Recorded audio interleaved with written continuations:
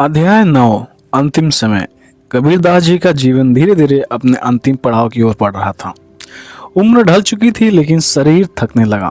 लेकिन उनकी वाणी अब भी वही शक्ति लिए थी। लोग कहते हैं कबीर का शरीर बूढ़ा हो सकता है लेकिन उनकी आत्मा और उनके विचार कभी नहीं बूढ़े होंगे। कबीरदास जी जानते थे कि उनका अंत निकट है। काशी के लोग मानते थे कि जो यहाँ मरता है उसे मोक्ष ही मिलता है, लेकिन कबीर ने इस अंधविश्वास को तोड़ने का निश्चय किया। उन्होंने कहा मोक्ष स्थान से नहीं मन की पवित्रता से मिलता है। इसलिए वे काशी छोड़कर मगहर जाने लगे। लोग हैरान थे, गुरुजी काशी छोड़कर मगहर क्यों जाते हैं?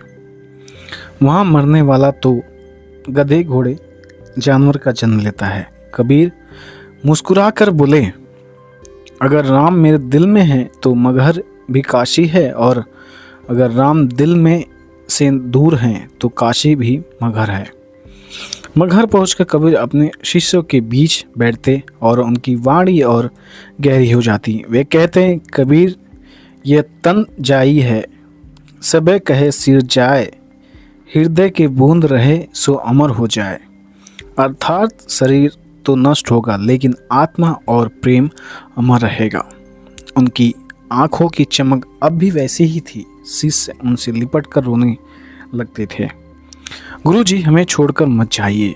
कबीर प्रेम से कहते, मैं कहाँ जा रहा हूँ, मैं तो तुम्हारे भीतर हूँ। जब भी सच्चा प्रेम करोगे, जब भी सत्य बोलोगे, तब समझ लेना कि कबीर वहीं हैं। कबीर के देहांत का समय आया तो एक नई समस्या खड़ी हो गई। हिंदू कहते कबीर हमारा गुरु था, हम इसे जलाएंगे। मुसलमान कहते कबीर हमारा भी पीर था, हम इसे दफनाएंगे। दोनों पक्ष आमने सामने हो गए, लेकिन कबीर ने अपने जीवन में सब सुलझा ही दिया था। जब उनके शरीर से चादर हटाई गई तो वहाँ शरीर था ही नहीं। जी हाँ, वहाँ शरीर था ही नहीं, वहाँ फूलों का ढेर रखा था। हिंदुओं ने फूलों का एक भाग लेकर जाकर जलाया, मुसलमानों ने दूसरा भाग दफनाया। इस तरह कबीर की देह भी उस एकता का प्रतीक बन गई जिसकी शिक्षा वे जीवन भर देते रहे। कबीर के शिष्य और अनुयायी रो रहे थे, लेकिन साथ ही उन्हें गर्व था।